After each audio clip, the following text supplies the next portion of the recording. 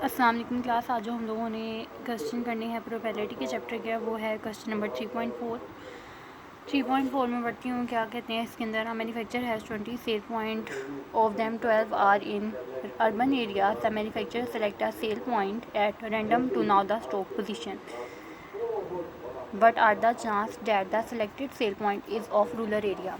एक मैन्युफैक्चर है जिसके पास 20 जो है सेल पॉइंट हैं, जिसमें से 12 जो हैं वो अर्बन एरिया के हैं। मैन्युफैक्चर ने एक सेल पॉइंट जो है रैंडमली सेलेक्ट किया है स्टॉक पोजीशन को देखने के लिए। अब यहाँ से हम लोगों ने रूरल एरिया के जो हैं सेल पॉइंट वो बताने हैं।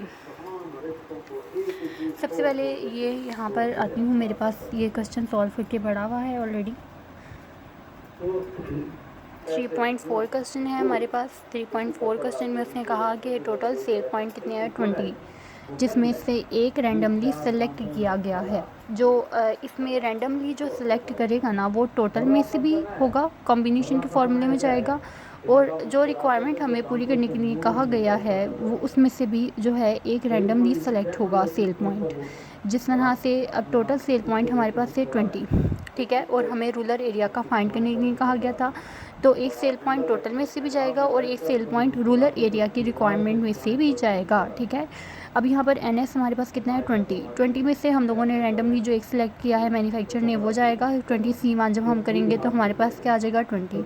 अर्बन एरिया के उसने कहा 12 सेल पॉइंट हैं, 20 टोटल हैं। 12 में से 20 गए तो हमारे पास कितना बचेगा? 8 जो है रूरल एरिया में आ जाएगा।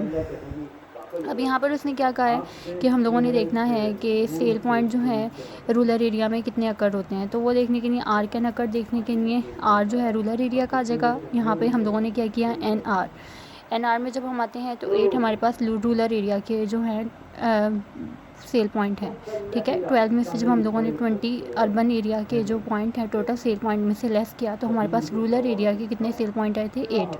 तो 8 हम लोगों ने किया। 8C1 जब हम करेंगे, जो रैंडमली एक सेलेक्ट किया था सेल पॉइंट, उसको जब हम C1 कॉम्बिनेशन के फॉर्मूले से करेंगे तो हमारे पास कितना आ जाएगा? 8। फार्मूला लगाएंगे यहाँ पर अपना। फार्मूला हमारे पास क्या होगा? अब NR divided by NS। R जो है वो रूरल एरिया का, ठीक है। अभी हम लोगों ने NR ऊपर भी निकाला, फाइंड किया, 8 था वो, और टोटल हमारे पास सेल पॉइंट थे 20, जिसको हमने ऑलरेडी ऊपर निकाला हुआ है।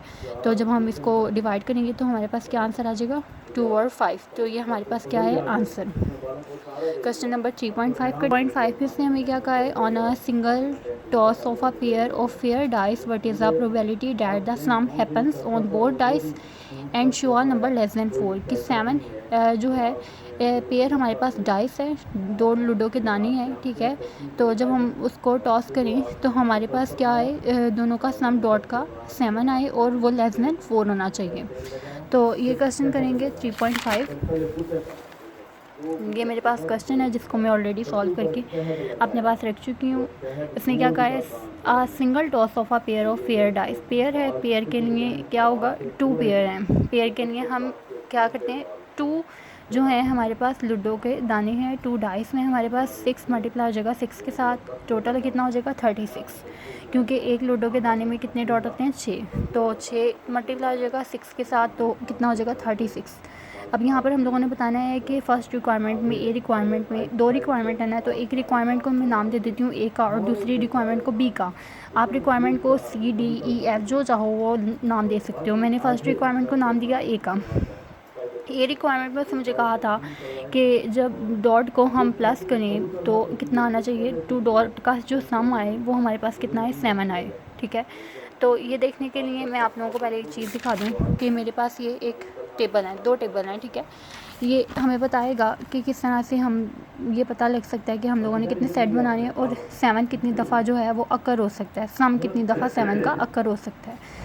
तो मैंने क्या किया, यहाँ पर लूडो के दाने बना लिए। 6 मेरे पास ये थे और 6 मेरे पास यहाँ पर आ गए। पेयर था ना, तो पेयर 2 पेयर थे, तो एक लूडो के दाने को मैंने यहाँ पर लिख लिया और दूसरों को मैंने यहाँ पर लिख लिया, ठीक है।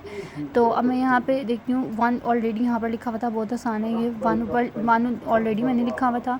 1 से ऑनवर्ड जो है काउंटिंग आप लोग लिख लोगे 7 तक, ठीक है। 6 तक जो है, 6 तक जो मेरे पास काउंटिंग आएगी वो आएगी 7 तक। इस तरह से 2 ऑलरेडी मैंने ऊपर लिखा हुआ था, 2 से ऑनवर्ड आप लोग आगे लिख लोगे, 8 तक काउंटिंग आएगी 6 में।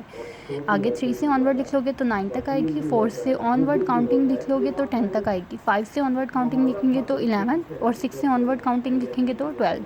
अब यहाँ पर मैंने क्या बनानी है, मैंने यहाँ पर बनानी है अपनी सेट बनाने का क्या तरीका है कि 1 है ना, ये यहाँ से देख लें। चलिए 1 हमारे पास क्या लिखा हुआ है, रो में 1 लिखा हुआ है। अब मैंने फर्स्ट कॉलम के उठाना है, ठीक है। इस तरह से मैं इसको मल्टीप्लाई करूँगी, 1 और 1 ये एक बन गया सेट, 1 और 2 ये एक सेट बन गया, 1 और 3 एक सेट बन गया, 1 और 4 एक सेट बन गया, 1 और 5 एक सेट बन गया, ठीक है। इस तरह से 1 और 6 एक सेट बन गया।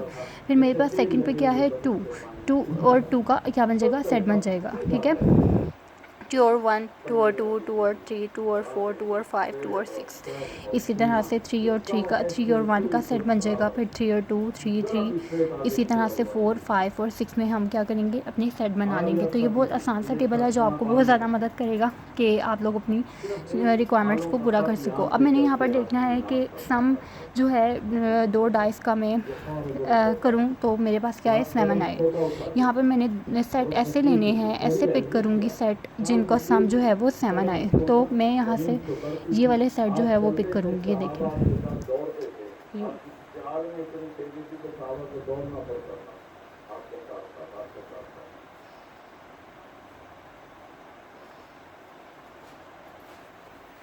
तो ये मेरे पास कितना आता है, 1 2 3 4 5 6।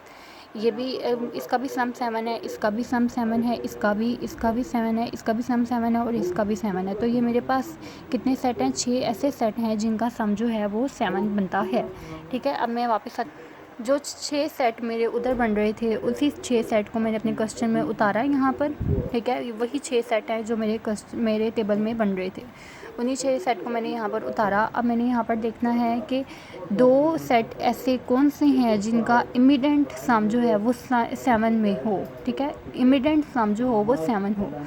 अब 6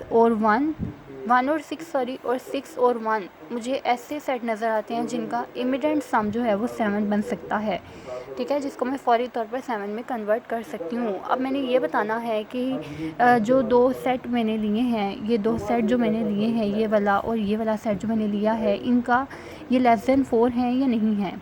6 में से जब मैं 1 लेस करती हूँ तो ये 5 बनता है, यहाँ पे भी 5 बनता है।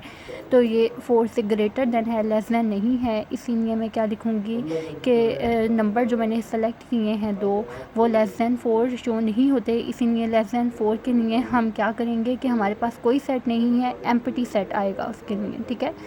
ये दोनों जो सेट मेरे पास थे ये लेस दैन 4 नहीं है बल्कि ग्रेटर दैन 4 है। इसीलिए हम क्या करेंगे, एम्प्टी सेट लिख देंगे कि हमारे पास 4 से लेस दैन कोई सेट नहीं है।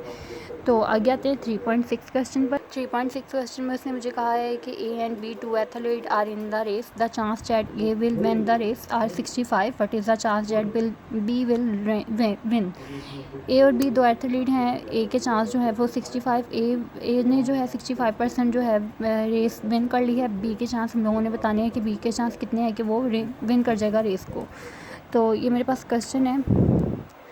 अब यहाँ पर P फार्मूले का A will win the race कितने थे, A के 65% चांस थे, 65% था। परसेंट को मैंने परसेंट को हटाया, मैंने डिवाइड कर दिया 65 के साथ, तो मेरे पास कितना हो गया 0.65। इस तरह से B will win the race ये हम लोगों ने फाइंड करना है, PB, ठीक है। मैंने लेट कर लिया कि PB जो है वो मैंने PA बार से रिप्रेजेंट किया, ठीक है। मैंने इसको फाइंड करना है PA बार से। मैंने इसको क्यों शो किया, क्योंकि हमारे पास फार्मूला होता है, ये आप लोग अपनी किताब में भी जाके देख सकते हो, पीछे आप लोगों को बताया हुआ है फार्मूला। PA बार इक्वल्स है 1 माइनस PA के, ठीक है। अब यहाँ पर PA बार जो है वो किस में है, किस फॉर्म में है, B में, ठीक है। क्योंकि हमने B का फाइंड करना है कि B ने जो रेस जीती है वो कितने % है। तो इसीलिए PA बार को मैंने किस में कन्वर्ट कर दिया, B रिक्वायरमेंट में, क्योंकि B को मैंने फाइंड करना है कि B ने कितनी % जो है विन किया है रेस को। अब मैंने A बार की जगह P पुट कर लिया और वैसे ही अपने फॉर्मूले को नीचे उतार लिया, ठीक है। अब यहाँ पर PA हम लोगों ने ऑलरेडी फाइंड किया हुआ था, ऊपर 0.65 ऐसे आ जाएगा, नीचे 0.65 1 माइनस हो जाएगा फॉर्मूले का, तो हमारे पास कितना हो जाएगा 0.35 ठीक है। अब हम लोगों ने बताना है कि कितने परसेंट बी ने रेस जो है वो विन की है। परसेंटेज में आंसर निकालेंगे। परसेंटेज में आंसर निकालने के लिए हम क्या करेंगे, 0.35 को मल्टीप्लाई करवा देंगे 100 के साथ, तो हमारे पास क्या आ जाएगा 35% जो है बी ने रेस को विन किया है। ठीक है, तो ये 3 क्वेश्चन आज हम लोगों ने करने थे, बाकी हम फिर बाद में करेंगे इंशाल्लाह।